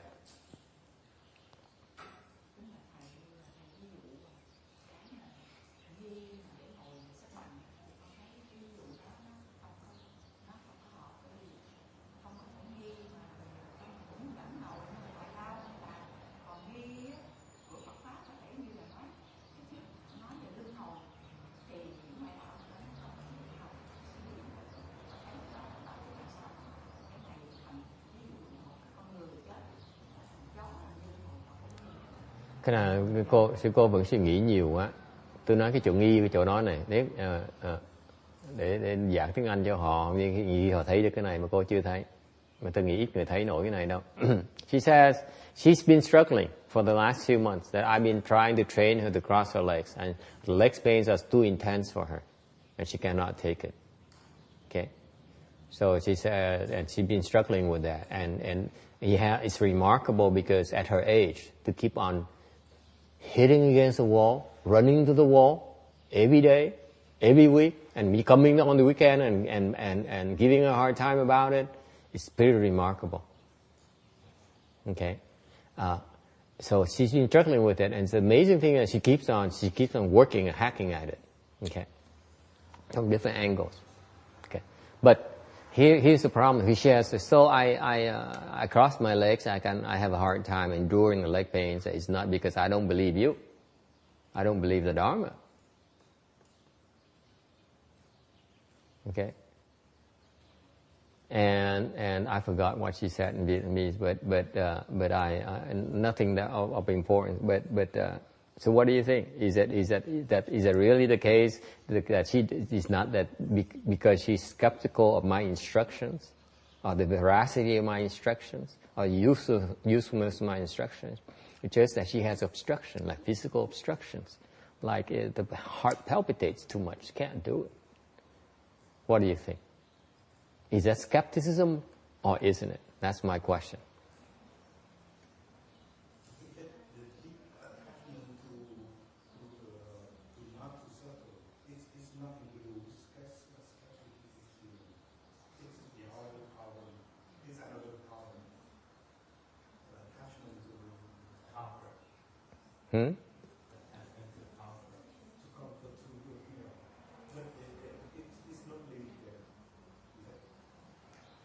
It's very deeply seated. Remember, this is a person who's in her 70s. She's seen it all already.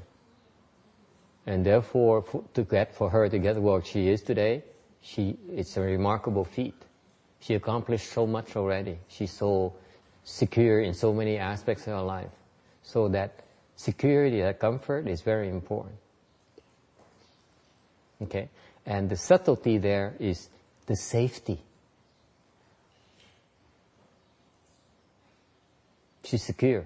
She's very proud of her security. No one can touch her.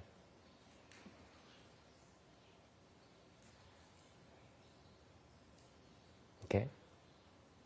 So it manifests itself in terms of fearing that because of heart palpitates, maybe I get hurt and so on. Actually, it's it's not that is the usefulness she's questioning. Is a deep level of attachment to the security that manifests itself that way. Are you saying that that's skepticism? That's right. Because it threatens her security, her safety. In that case, it's not pleasure, because that pleasure is not as important. At her age, pleasure is no longer that important, but security is.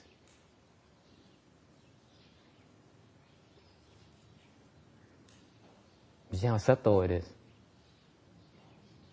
pretty subtle. Nghe hiểu không? Không hiểu ráng chịu. Yes?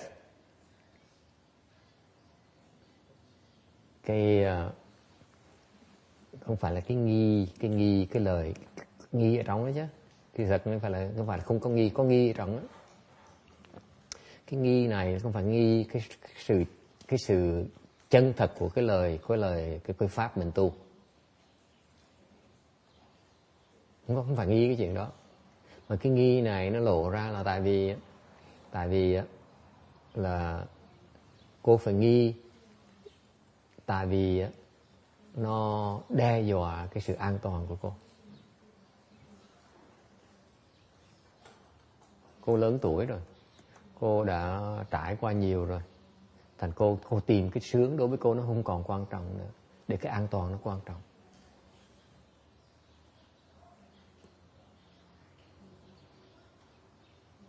Khác. Thành ra cái này hơi nó sâu vậy sợ lắm, nó lộ ra, nó bị lộ ra.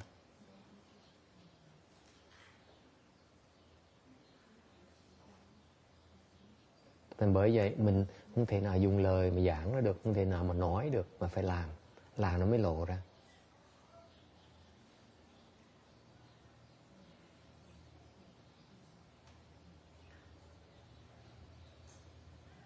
Không phải là cái tim nó đau đâu, cái tim nhói không phải là chỉ một cái lý do để mà không làm thôi. Thiệt ra cái đó không phải là quan trọng nhất.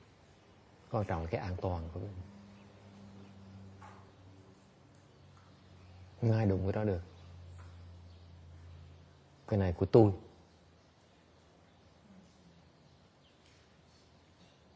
Thành ra nếu mà ai đụng cái đó là phải nghi. Cái người này không phải là người đàng hoàng, cái pháp này không phải pháp đàng hoàng, pháp này làm không được. Nó dễ sợ như vậy đó. Okay. Thành cái nghi nó có nhiều cái ramifications, có nhiều cái chi nhánh lắm. Dễ sợ lắm. Hồi nãy tôi chỉ nói chuyện là tại vì phần lớn cái người còn trẻ của họ thì vẫn còn đam mê vào cái sướng. Như Quảng Ngân là thích cái sướng. Nói gì nói chứ nó vui, thấy không? Có cái thú chứ, đúng không? Sống có cái thú chứ. Nhưng nếu khi mà trình độ sư cô đặc biệt cái chỗ là sư cô, cái sướng đối với cô nó không còn quan trọng nữa. Để cái an toàn nó quan trọng. Tại cái đó là cái vững nhất của cô trong cuộc đời của cô. Cô đạt được cái thành đạt của cô là cái an toàn. Đúng không? Không ai an toàn đi bằng cô đâu. Cô nghĩ lại chứ coi. Tôi còn bấp bênh, chưa được chứng, chưa có gì hết. Phải còn 50 năm nữa mới tới được trình độ của cô. Được cái an toàn như vậy. Có thời gian mới có được thôi. Không bao nhiêu người có được như cô hết. Cái đó là cái lớn nhất của cô. Không thể đụng cái đó được. Đụng một cái là nghi nó nhảy lên ngay lập tức. Cái pháp nó hay lắm, nó cho mình thấy cái chỗ mà chấp trước mà nó thầm kín nhất trong cái tâm mình, nó bị lộ ra hết, không chạy đâu được hết. Mà ai mà dám đùng nó một cái là mình vùng vẫy, mình bỏ mình đi. Không được, cái này không phải lỗi tôi, không phải lỗi tôi. Không phải lỗi tôi là cái nghi của nó cái tướng của cái nghi. Ly kỳ không? Tu hành nó ly kỳ không? Không thấy nổi đâu. Bởi vậy phải có người vạch ra, mình còn chưa chắc tin nữa, làm sao mà mình thấy nổi. Phải từ nghe có hiểu không? Vạch ra đưa trước mắt cũng chưa tin nữa, mà cứ nghĩ là mình có thể thấy được. Chưa vạch ra mình chưa thấy được, người ta vạch ra đưa trước mặt cho mình mình không tin nữa. Cái nghi nó dễ sợ như vậy luôn đó.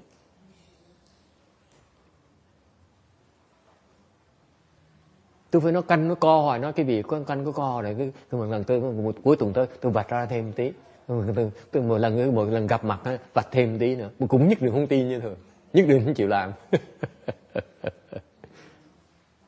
nó kín như vậy luôn, nó sâu như vậy đó.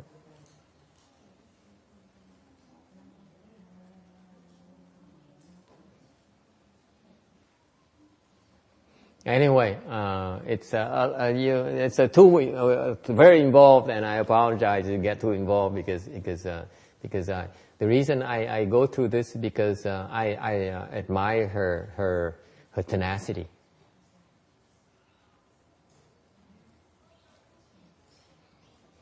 Lý do tôi đợi giảng hơi sâu một tí, tôi xin lỗi cái vị nghe không thích, hơi đi ra ngoài đề tài tí, tại vì tôi phục chứ cô rất là tenacity. What's tenacity?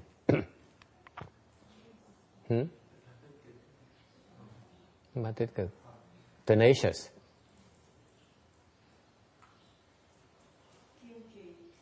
Kiên trì.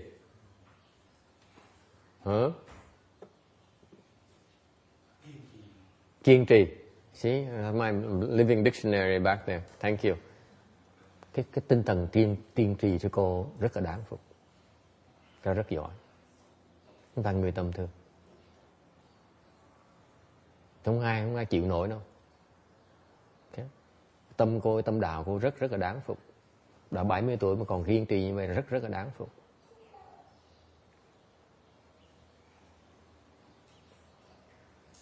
Nó khó lắm, nó khổ lắm. Bất cứ trình độ nào mình có cái kẹt mà nó kẹt cứng, mình gỡ không được.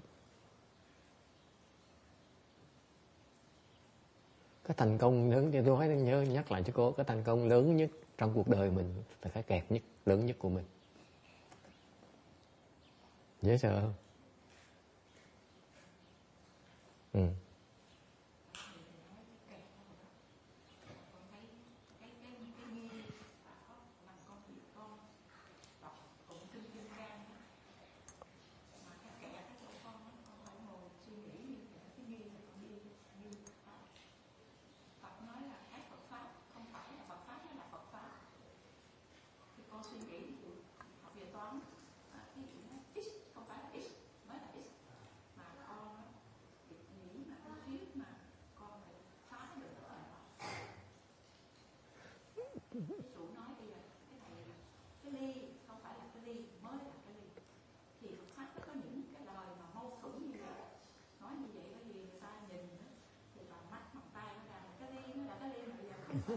Thì cái khổ của cô và riêng của cô đâu, mà cái khổ của người học gia là như vậy á.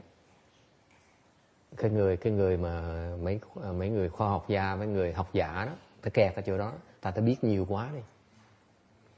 Khi cô đọc nhiều như vậy mà cô toàn lý thuyết không, cái lý thuyết nó choáng nhau. Okay. Cái lời Phật dạy không phải là để cố ý để cho quý vị hiểu, Phật dạy để quý vị làm, để mà thấy, chứ không phải để mà hiểu. Trước giờ cái kẹt của cô, cuộc đời cô là cô đòi hiểu, là chết, phải bỏ cái đó đi, không cần hiểu luôn nữa. Tu là không cần hiểu, chỉ làm thôi. Cái hiểu nó lộ ra như vậy. Hiểu tại vì mình hiểu quá, ngồi một cái, ngồi thiền một cái, tim nó nhói một cái hiểu cho mình biết rằng á, cái tim nhói như vậy mình có thể chết, mình có thể bệnh, mình phải ngừng lại. Cái hiểu nó chặn mình ngay lập tức. Còn cái người mà nó dốt như tôi á, ngồi u gà ngồi tim nó nhói, kệ nó, mình không biết tim nó nhói nó tệ hại chừng nào, mình cũng cần biết cắm cù, mình cắm đầu mình đi tiếp. Lỡ mình chết thì mình chết thôi, mình cũng không biết tại sao mình chết nữa. Mình dốt cái độ như vậy luôn á. Như vậy mới thành công được. Cái người đó mà ngồi suy nghĩ ra, suy luận ra từng tí như những người kỹ sư này nọ, ok? Thì họ không cách nào thoát nổi hết đó. Cứ hết cái con tim rồi tới gan tới phổi tới cái lỗ mũi tới ung lăng diềm bên cạnh, rồi hết lăng diềm bên cạnh tới cái đồng hồ. Tại sao đồng hồ nó ồn dữ vậy? Trời ơi, tại sao mình chế cái đồng hồ khác? Cái hiểu nó dễ, nó tai hại như vậy đó. Cái tưởng là nó quan trọng, nó không hoàn toàn nó không quan trọng đi nào hết đó. Nó chỉ quan trọng lúc đó thôi. Mà vẫn không hiểu. Hiểu nó làm cái gì? Mày chết, mày muốn nhói, mày muốn chết hả? Cho mày chết cho tao coi thử.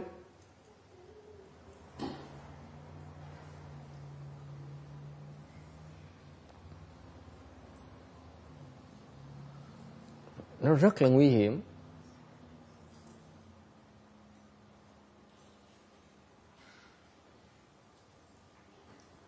Cái đó, cái sở chi chướng là đốc đầu lại cái vòng tròn lại đó, phải đóng vòng tròn lại là sở chi chướng đó. Cái hiểu đó, nó làm mình kẹt đó. Còn cái người như mà cái người mà dốt nát ta không hiểu á, mà ta tu được. Đâu có ai mà bởi vì mấy người mà thầy giáo sư đại học á, những người khoa học gia họ biết nhiều, họ hiểu nhiều quá đó. Học đọc cả ngàn cuốn sách, đọc cả 10 vạn cuốn sách. Ok, rồi quên hết rồi. Cuối cùng còn cái chữ còn cái chữ như. Ok. Họ nghĩ họ hiểu nhiều dễ sợ lắm, họ kẹt cứng mà. Hiểu thôi chứ chưa phải là giác ngộ. Hiểu làm cái gì?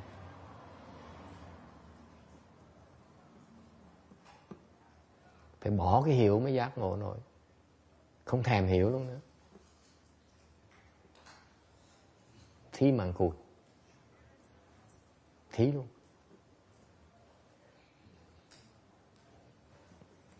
Okay. Anything else? Any questions? I'm sorry about the details. Anyone else here today have any questions they're curious about and they don't dare ask? That's a joke. Okay, we stop here today then. Thank you.